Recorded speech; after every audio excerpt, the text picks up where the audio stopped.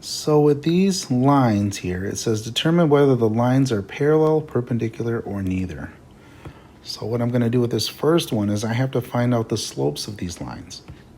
So in order to do that, I have to put them in slope-intercept form.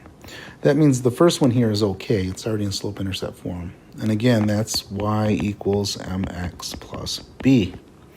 So now the first one's okay. So now looking at the second one, it's not quite in the form. Almost. But if I add 2x to both sides, then I'm going to get y equals 2x plus 4. And now I'm in slope-intercept form. And then now I can get the slopes of these very easily. So this first one, the slope is 2.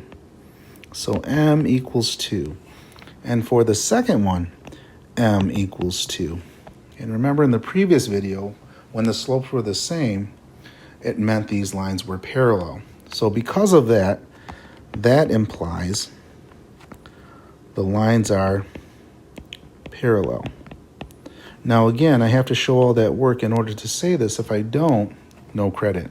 You don't get credit for just saying parallel or perpendicular or neither. You must show your work for this, and this is how.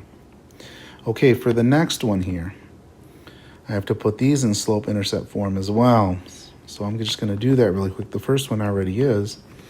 Now for this one, I just have to subtract 5. So this is going to be y equals negative 4x minus 5.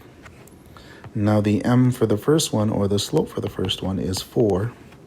And then for the second one, my m equals negative 4. Now remember, it's always the number in front of the x. So are those equal? No, they're not equal. So it is not parallel for this one. Are they negative reciprocals of each other? Which means I would have to take this 4 and flip it, which would be 1/4. And then I would have to negate it, be negative reciprocals. So is my slope m equals negative 1/4? No, it's not. So therefore, it's not that. So and it's not parallel. So it's neither. Okay, now for the next one here. This one isn't in slope-intercept form either, so we have to get it in slope-intercept form. So I'm going to subtract x. So I get negative 3y equals negative x plus 9. Then I'm going to divide every term by 3, or negative 3, excuse me, because I have to get a positive 1 there. So that's going to be y equals, and again, in front of this x, there's a 1, just so you know. So that's a negative 1 over negative 3. So that's going to be a 1/3 x. And then 9 over negative 3 is going to be negative 3. So that's my first equation. Now the second equation, I'm going to get,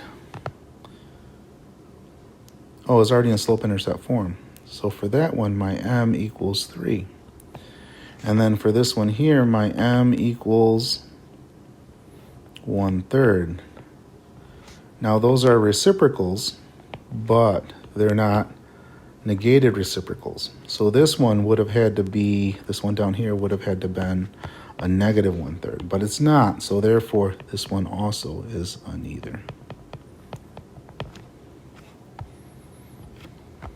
There it is.